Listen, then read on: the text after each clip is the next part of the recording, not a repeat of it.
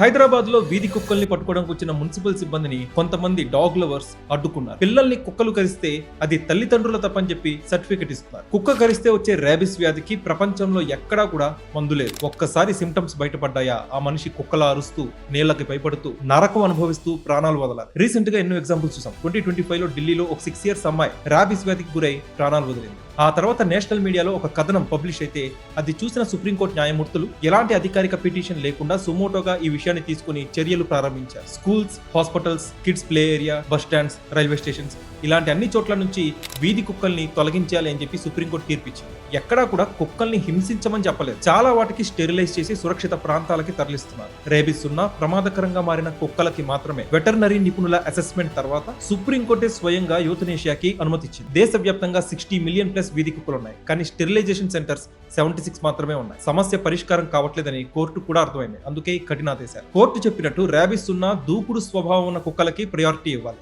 మిగిలిన ఆరోగ్యకరమైన కుక్కలకి స్టెరిలైజ్ చేసి తిరిగి వదిలేయడమే ప్రస్తుతానికి ఆచరణీయమైన మార్గం. అంతేకాదు ఇన్ఫ్రాస్ట్రక్చర్ ఫండింగ్ పెంచాలి. Animal birth control ABC centres కి తగినంత బడ్జెట్ కేటాయించకపోతే వాళ్ళు మాత్రం ఏం యాక్షన్ తీసుకుంటారు. ప్రతి ప్రభుత్వ హాస్పిటల్లో వ్యాక్సిన్, ఇమ్యూనోగ్లోబిన్ నిల్వలు ఖచ్చితంగా ఉండేలా చూసుకోవాలి. ఆఖరిగా డాగ్ లవర్స్ రోడ్డు మీద స్ట్రే డాగ్స్ కి ఫీడింగ్ ఇచ్చేసి సెల్ఫీలు దిగి సోషల్ మీడియాలో లెక్చర్స్ ఇవ్వడం కాదు. కుక్కల దాడిలో గాయపడిన చనిపోయిన పేద కుటుంబాల దగ్గరికి వెళ్లి మీ వల్లే ఈ తప్పు జరిగింది అని వాళ్ళ మొహం మీద అడిగే ధైర్యం మీకుందా? హాస్పిటల్ ఖర్చులు మీరు భరిస్తారా? చనిపోయిన పిల్లల్ని మీరు తిరిగి తెచ్చిస్తారా? లేదా కుక్కలన్నింటినీ తీసుకుని వెళ్లి మీ ఇంట్లో పెంచుకుంటారా?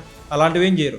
బాధ కేవలం ఆ ఇంపాక్ట్ అయిన ఫ్యామిలీకి మాత్రమే తెలుస్తుంది. రేపు మీకో మీ ఇంట్లో వాళ్ళకో ఇలాంటి సిచ్యువేషన్ వస్తే అప్పుడు కూడా ఇలానే లెక్చర్స్ ఇస్తారా? 2024 సంవత్సరంలోనే దేశంలో 37 లక్షల కుక్క కాటు కేసులు నమోదయ్యాయి. 54 మంది రేబిస్ తో ప్రాణాలు కోల్పోయారు. అనేక మంది పిల్లలకి, వృద్ధులకి, డెలివరీ బాయ్స్ కి తీవ్రమైన గాయాలయ్యాయి. సుప్రీంకోర్టు తీర్పుని గౌరవించండి. మున్సిపల్ సిబ్బందికి సహకరించండి. ఓవరాల్ గా మీరు అర్థం చేసుకోవాల్సింది ఇది జంతువుల మీద, కుక్కల మీద ద్వేషంగా పిల్లల ప్రాణాల మీద, మనుషుల ప్రాణాల మీద ఉన్న కనీస బాధ్యత. సో వ్యూయర్స్, ఈ ఓవరాల్ ఇష్యూ పై మీ అభిప్రాయం ఏంటి? కామెంట్ సెక్షన్ లో పంచుకోండి. Thanks for watching this video. Please like, share and subscribe.